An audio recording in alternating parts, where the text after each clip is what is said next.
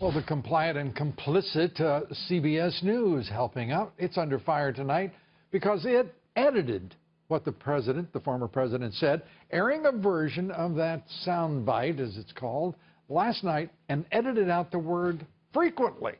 CBS News claims they edited the clip, quote, purely for time.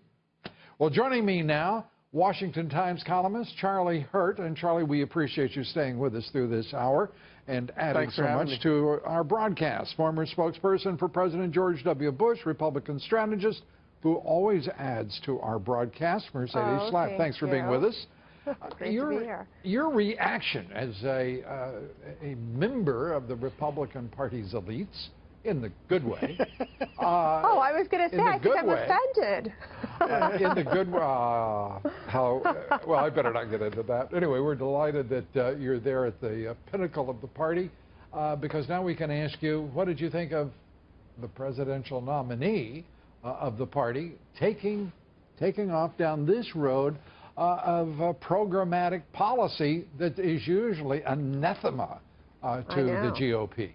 Well, I think the GOP gets very nervous when we start talking about potential federal spending and possible entitlements. But I have to tell you, Lou, first of all, as a working mom, and I know so many working moms and stay-at-home moms, it is refreshing to hear a Republican take on these issues that are so critical in a time in America where child care is essential. It is a necessary part of our society, and the fact that the Republicans are not necessarily talking about slash and burn, that they're actually saying, let's try to find solutions to how we can make the situation for working moms and stay-at-home moms easier. I mean, what a change. Yeah, and working moms, it's interesting. 70% of mothers with children at home working, and 64% of those mothers have kids 6 and under, which I think speaks well for the future. The population is growing.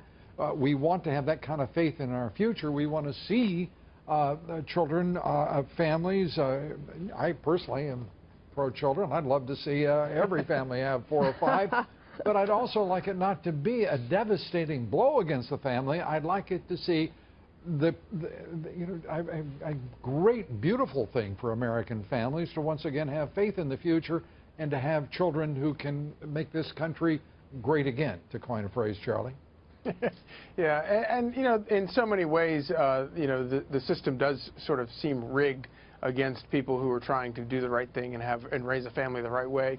And all that. But one of the things I think is so interesting, and Mercedes is exactly right, that that it's a very positive thing to have a Republican trying to do new things, reach new voters. And one of the things I think is so interesting about Donald Trump is here is this billionaire, and his daughter is has never had a want in her life. Yet they, because of their respectful tone and the way that they seem to respect voters, obviously a lot of people feel like that they don't respect certain voters, but the voters that support them, the way they respect them, they're able to connect with them with middle class or lower income voters in a way that none of these other politicians can. And I can't help but think it has something to do with there's that sort of kind of a shrewd way that Donald Trump mentioned how politicians always want to put everybody in baskets. He was making a joke, he's making reference to the baskets of deplorables, but it's true. Politicians are all, voters are just objects that are in baskets for most politicians, and for Donald Trump it doesn't seem like that. Every time he references baskets, but doesn't use the phrase deplorables, because I think Republicans and Trump followers are making a mistake attaching themselves to that deplorable, trying to mock Hillary. It's better that they not let her define them in any way. But I think every time he uses that word baskets, I'm convinced now, this is a millstone, to use one of my very favorite cliches, around her political neck that she will long regret. Charlie Hurt, Mercedes Schlapp, thank you both for being with us. We appreciate it. Thanks, Lou.